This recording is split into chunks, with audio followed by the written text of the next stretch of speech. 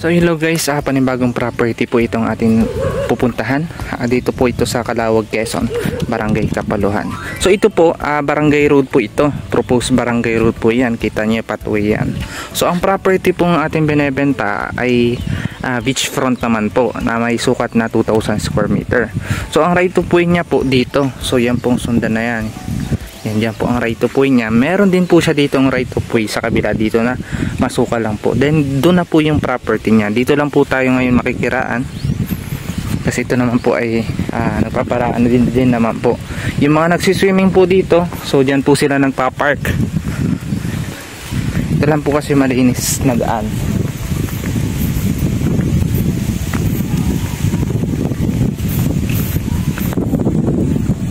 So ito maliit lang na cut. Kasi na siya parang for family vacation dito sa probinsya.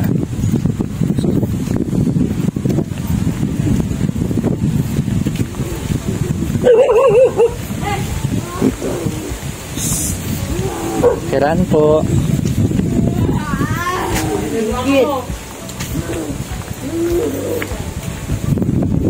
So yan po yung beach.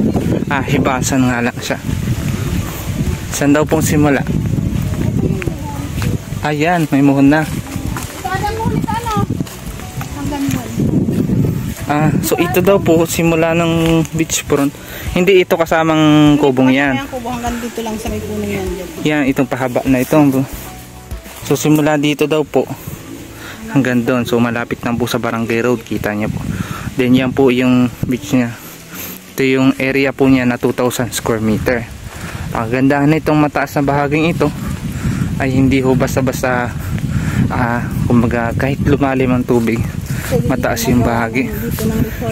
Yung ditong bahagi natin, yung parang kubo, yan yung overlooking nya. Then yan po yung liguan nya. So ibas lang. Pero itong maganda itong i-develop, mga rock formation siya. Opo, rock formation siya. Maganda itong magkaroon ng parang bridge siya, na tulay. Ayun yung isang yun, pwede na rin natin yung isang So yun, mga rock formation siya. So ito yung 2,000 square meter. So yan. So hindi naman po siya yung lapat sa dagat. So yung buhangin. Then ang surface po niya yung bato na malapad. So yan po. So ito po, ayun yung hibas niya. So nakita niyo, ganun kalayo yung hibas niya. Ganun. Yung pantayid naman niya, dito malalim. So kagandahan talaga niya. Hanggang dito, ano po, ganda niya pag yan yung inyong parang cottage sa kubo niyo, bakasyonan. Maganda. So simula dun pa siya, frontage niya. Hanggang saan pa ating tapatan niya? Okay. Wait lang po, lalapit po ako.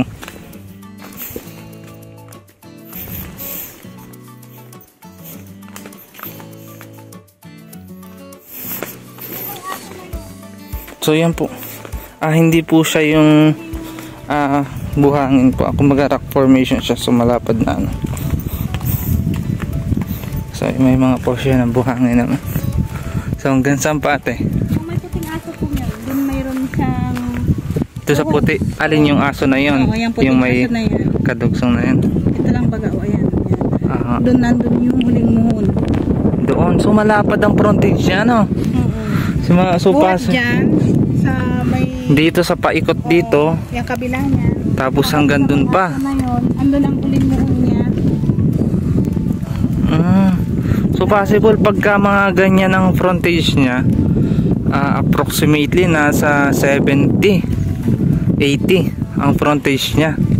Tapos ang pinaka-binibenta yung talaga yun 2,000 square meter.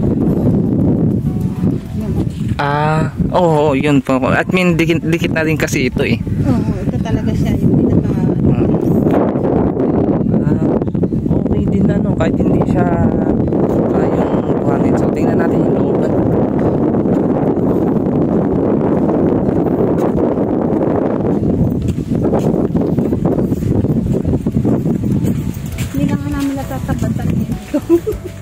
Kasi tatabas kami.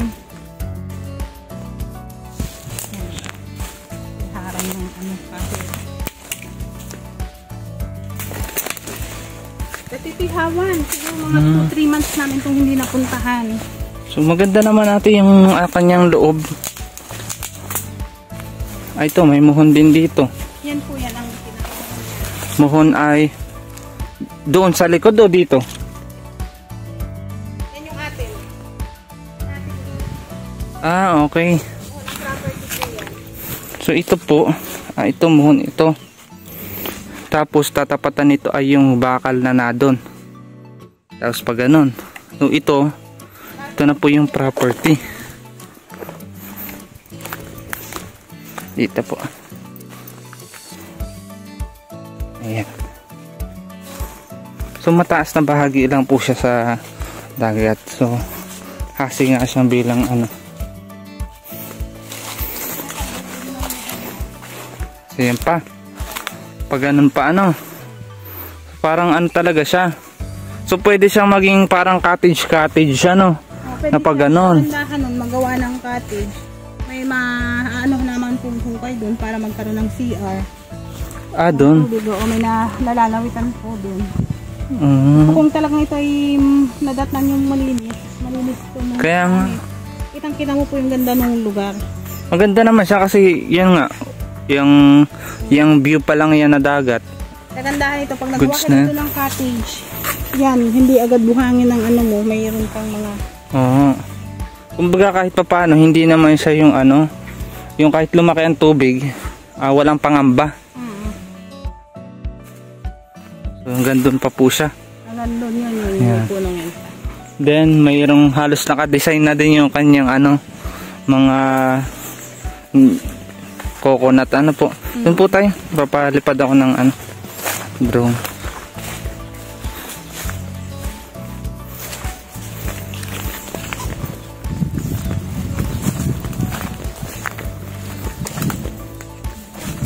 So yan po. Kita nyo naman po, malinis din naman po yung madadaanan natin. Dalawa po yung daan dito. Papasok ng property. Pwede silang mag-iwan ng sasakyan din. Yung sasakyan na lang. Sa property yung ano nun. Gagano sa susunod na lang. Isang hakbang lang ata eh. May katwede. Ganda oh. Ganda ng pagkakaano niya ng buhangin. Ay ng ano, damo.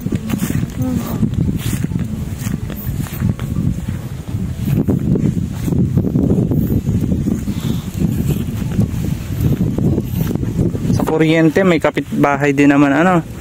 Walang problema sa kuryente. Sa tubig, wala din problema ano. Okay.